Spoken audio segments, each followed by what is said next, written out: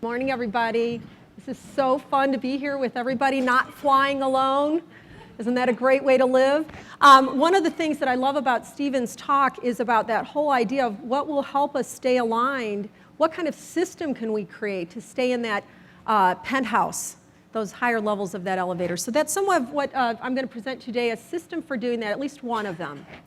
So we're talking about alignment. And Stephen said a couple of times, being the best I can be. First, we're beings, not doers. We love to do, I know I love to work hard, but if I forget my beingness, I won't be aligned with that, and I won't be able to stay the course when times get tough. So what I'm going to be focusing on is what kind of alignment, and some of you might think, I already know what my mission is. I already know all that stuff about mission, values, and vision.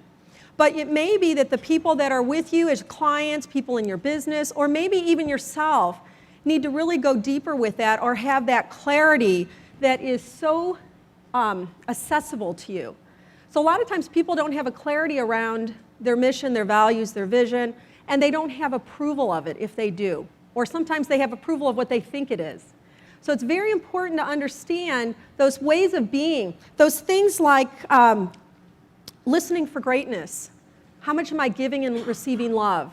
The things that actually stir not only our head, but our hearts and our bodies, our guts, our whole being. So I'm going to be talking about it from that perspective. Everything that I'm going to be talking about around alignment can apply to what you're doing in your business, but it can also apply inward to what you're doing with your own life. So what I'm going to be presenting on can be applied to projects, to your business, and to your own personal development. So some key questions are, just to take a reflective moment, what are some of your goals? What are some of the challenges that you're facing? And as you're thinking about both of those, what kind of people do you need around you? And what kind of person do you need and want to be? Now, when Stephen was talking about the various levels of the high road, the low road, it reminds me of one of the things I lead with a lot in my conversations is that there was a big study done by the Gallup organization. And they studied 700,000 American workers in all different walks of life.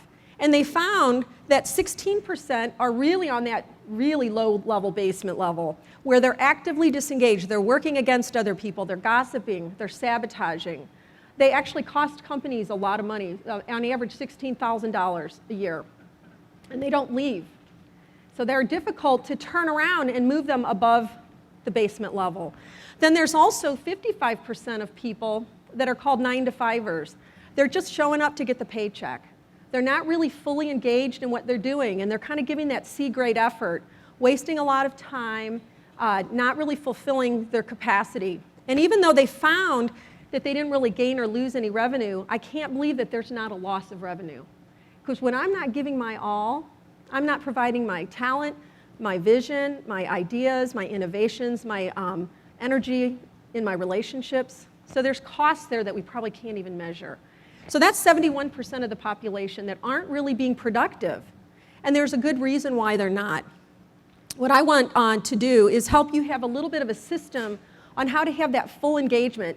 They found that only 29% of the population is what's called fully engaged. These are all of you, lifelong learners, interested, willing to help, being that person you can go to because you mean what you say what you mean, you're enthusiastic, you'll take reasonable risks, or you wouldn't be doing the businesses you're doing.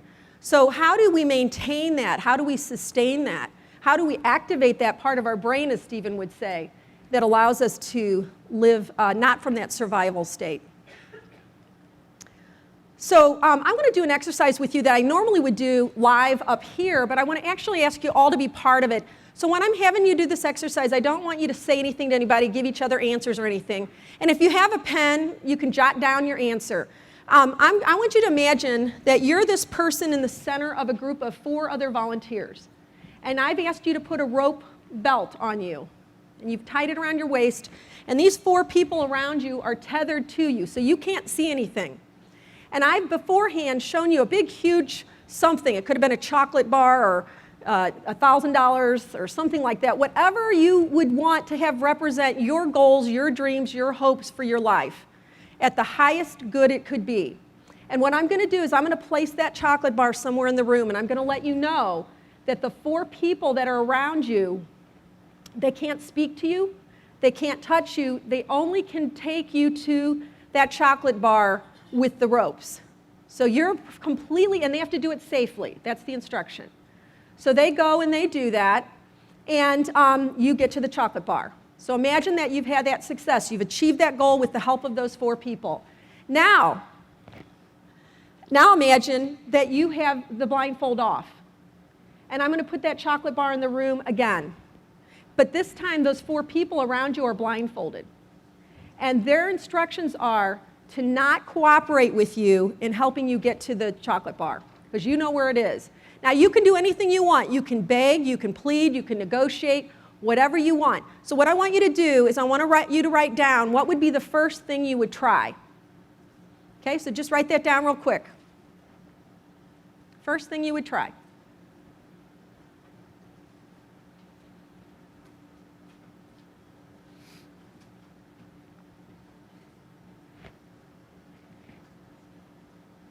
Okay, anybody that's not done, raise their hand.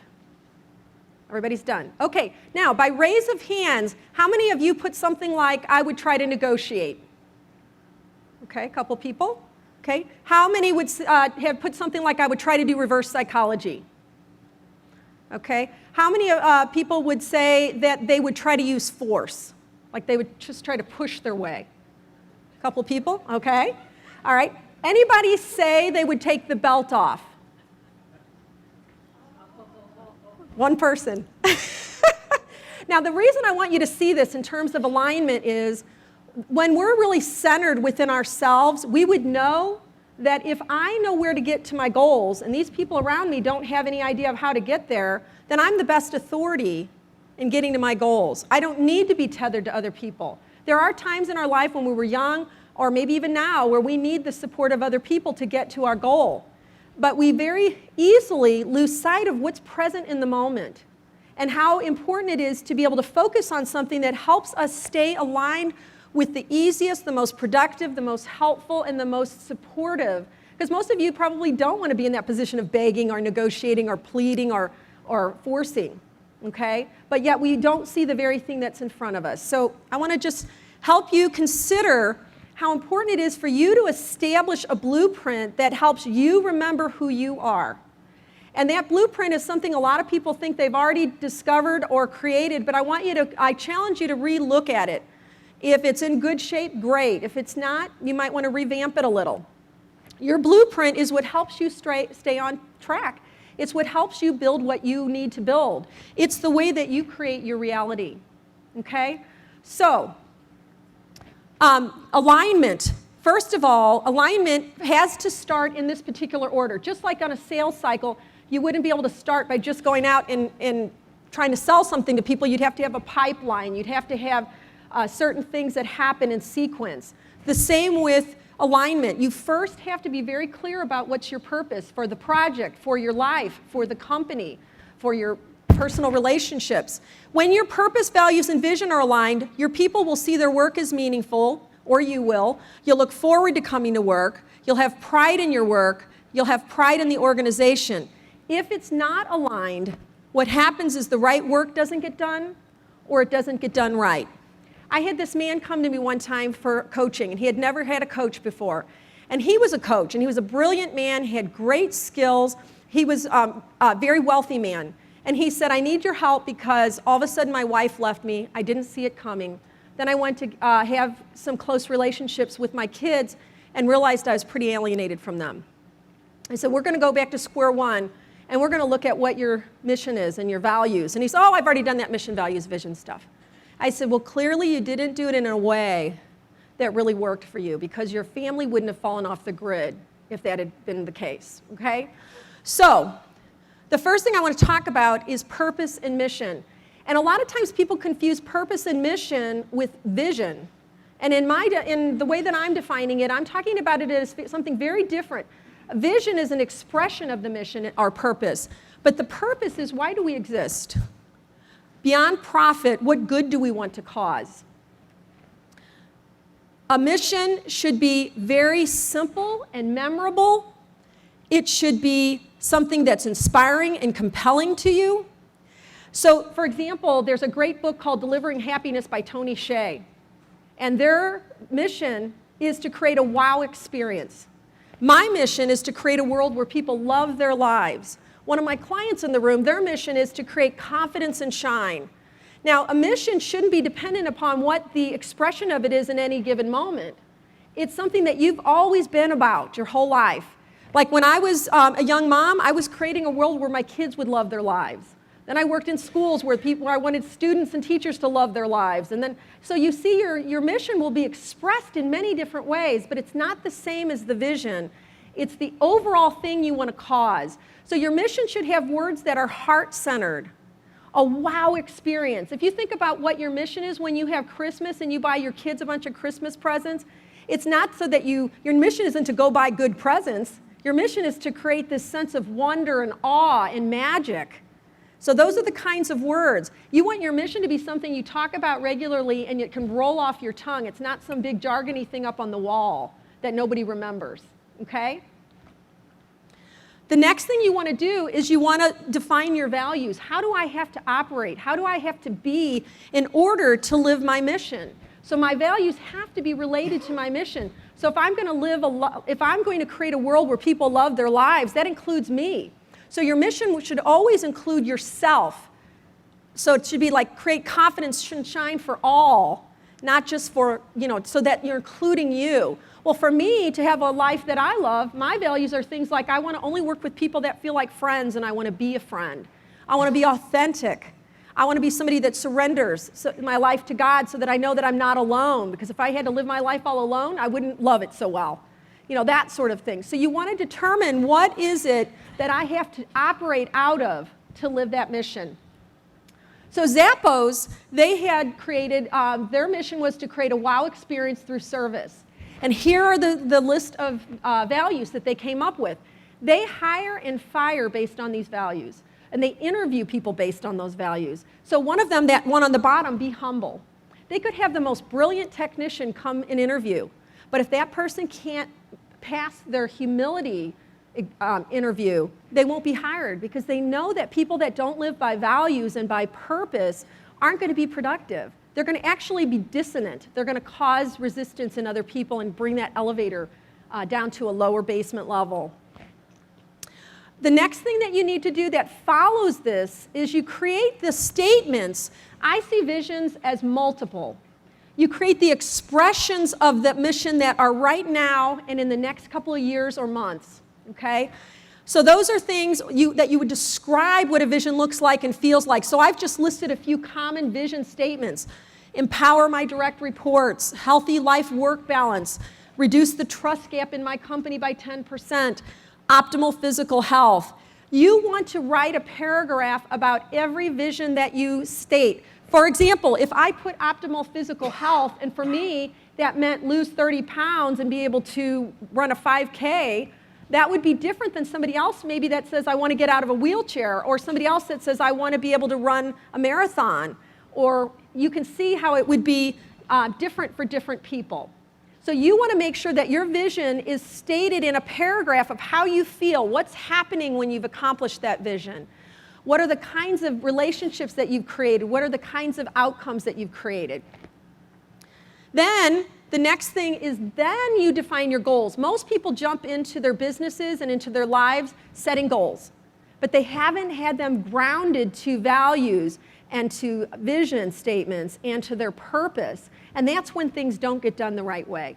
So the goals are, oops, you can't see it very well on here, but in your book on page 4 and 5, I believe it is, there's examples of this that you can see better because it didn't show up real well on this. But the goals are what you do to fulfill the vision. So that's when you start establishing. On the one line, it says the vision is to successfully empower direct reports. Well, there might be a certain amount of goals that go with it.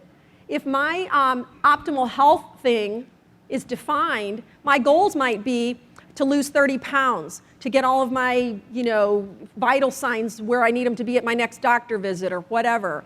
My strategies might be multiple. I'm going to join a gym. I'm going to join Weight Watchers. I'm going to take healthy cooking classes. I'm going to get a partner to walk with. do you see how strategies are very different than the goals itself? My goal is I want to lose 30 pounds by the end of the year. So that's how you want to lay this out so that everything's, and you're mapping it all back to my values, my mission. Is it compliant with that? Is it aligned with that? Am I leaving anything out that would be important to me? So these are the things of what by when and outlining your strategies. The next part is then you define those procedures that go with each of those goals and each of those steps and whatever quantity you have for that. So these are the specific steps that you have to execute to achieve those goals. So that's those procedures with those little check boxes. The nice thing about that is when you get real clear, you're not going to have things slipping through the cracks. You're going to be thinking through when things have to be done. And the beautiful thing is you can check them off. You can say, I can celebrate that progress, okay? And then from that, you want to decide who does what. What's the best person who's responsible and assigning the right people to the procedures. I notice when people really do this work, they end up putting themselves down for everything.